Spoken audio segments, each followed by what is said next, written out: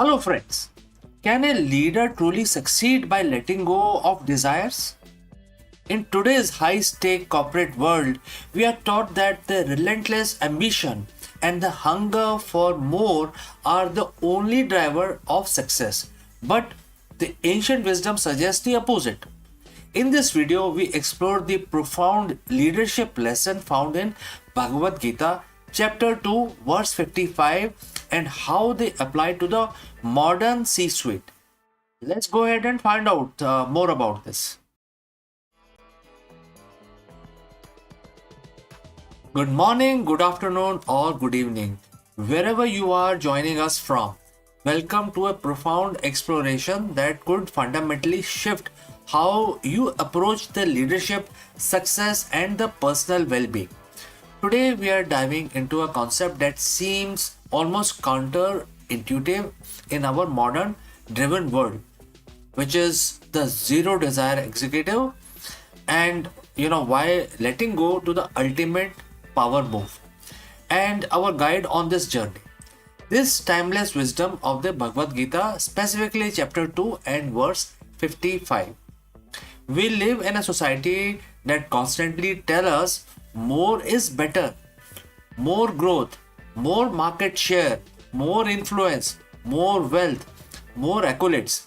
As leader, particularly at the C-suite level, we are conditioned to believe that an insatiable ambition, a relentless hunger for the next big win, is the very engine of progress. We strive, we strategize, we sacrifice, often at the cost of our own peace, our relationships, and sometimes even our ethical compass.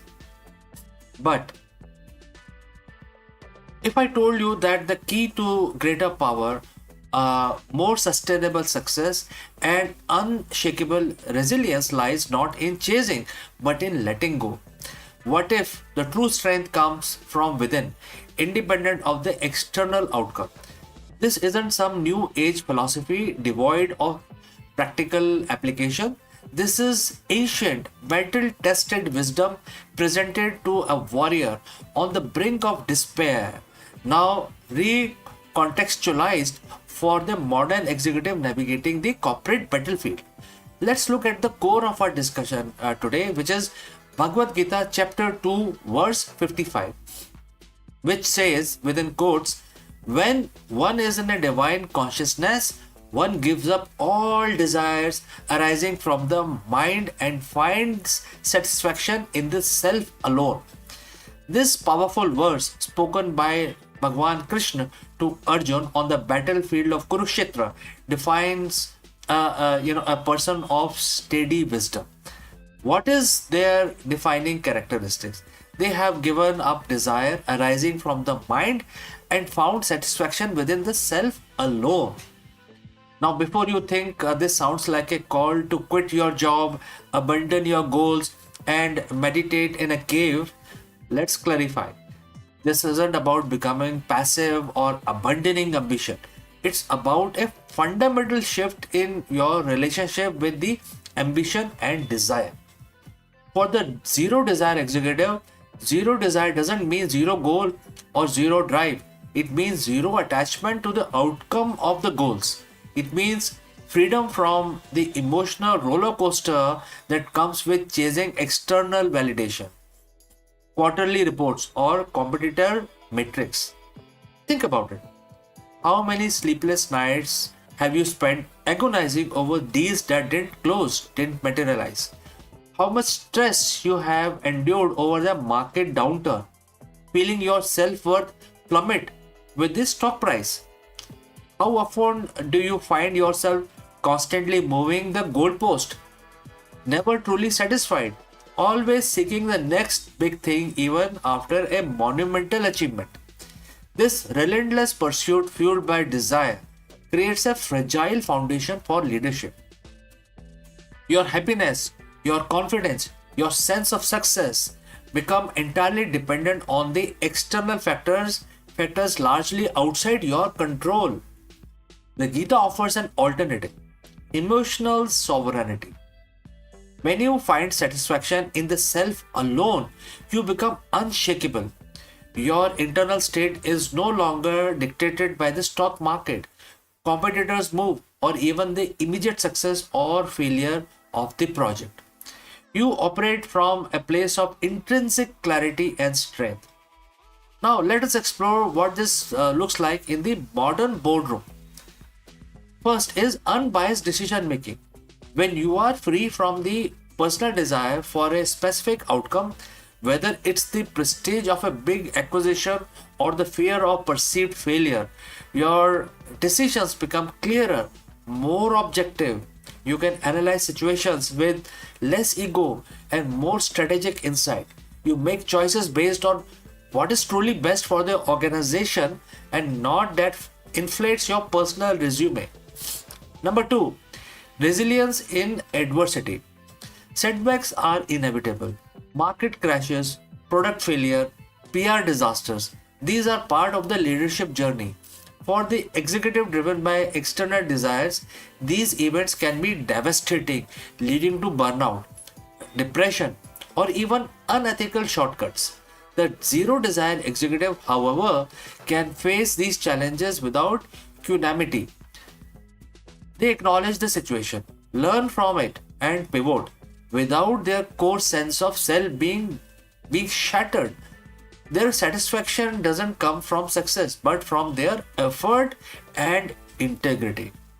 Number three, authentic leadership. Employees can sense insincerity. A leader constantly chasing the next metrics or applause isn't truly connecting. A zero desire executive leads from a place of deep authenticity. Their actions are aligned with their values, not just external rewards. This builds trust, fosters loyalty, and inspires teams to perform at their best, not out of fear, but out of shared purpose. Number four, sustainable well being. The relentless grind of the modern leadership often leads to burnout. By detaching from the emotional highs and lows of desire, leaders can cultivate a profound sense of inner peace. This doesn't mean becoming complacent. It means channeling your energy into effective action without the coercive internal friction of anxiety and attachment. You become more present, more focused, and ultimately more energized for a long haul. So, how do we as modern executives begin to cultivate this zero desire mindset? It's a journey, not a destination, but here are few starting points. Practice self-awareness.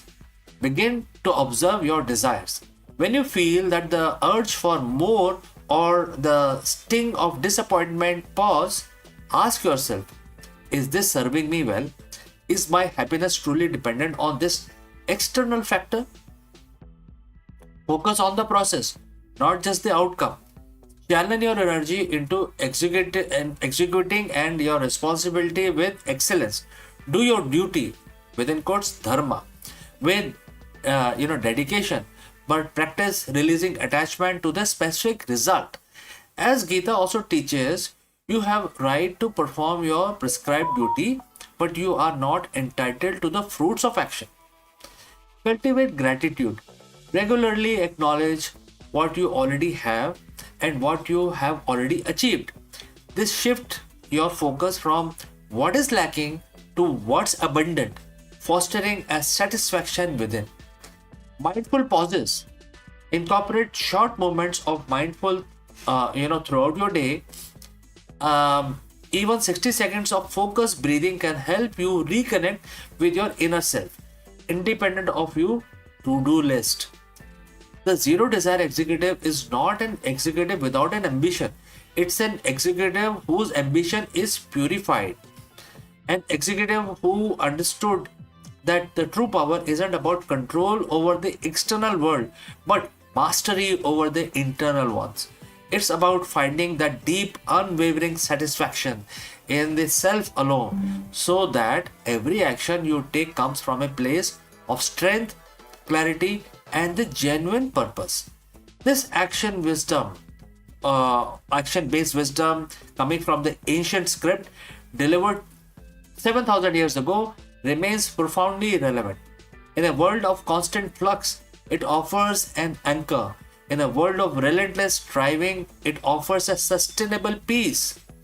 Embrace the wisdom of Gita, chapter 2, verse 55. Discover why letting go is truly an ultimate power, is a power move for the modern leader. So, friends, what do you think about this? Please do let me know in your comments below. Thank you for joining live, and I hope this exploration inspires you to look inwards and unleash a new kind of power in your leadership journey. Catch you in the next one.